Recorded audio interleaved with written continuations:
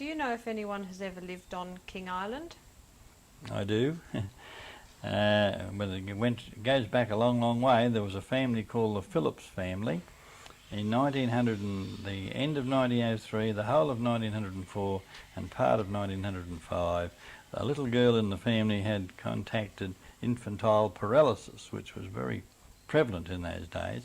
And one of the things the doctors believed was if you could take a child who was afflicted by this polio, as we like to call it too, down to a sea area where they could swim every day in warm salt water, it would be a great help. So this man, the father, who was a bank manager in Brisbane, and his wife and two boys and the girl came down to live on the island in tents.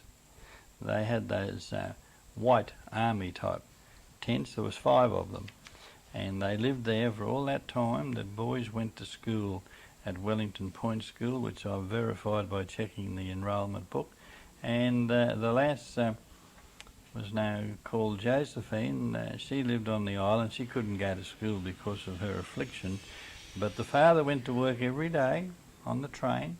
He had Mr. Wilson was the storekeeper at the point, and he used to drive him to the station and pick him up in the afternoon. If he was lucky when the tide was in, he could he'd have to row back to the island. If the tide was out, you can walk on a sand spit that joins the island.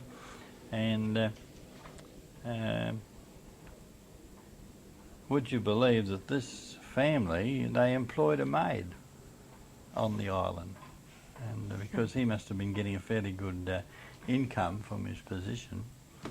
And so that's the story of the Phillips family who lived on King Island.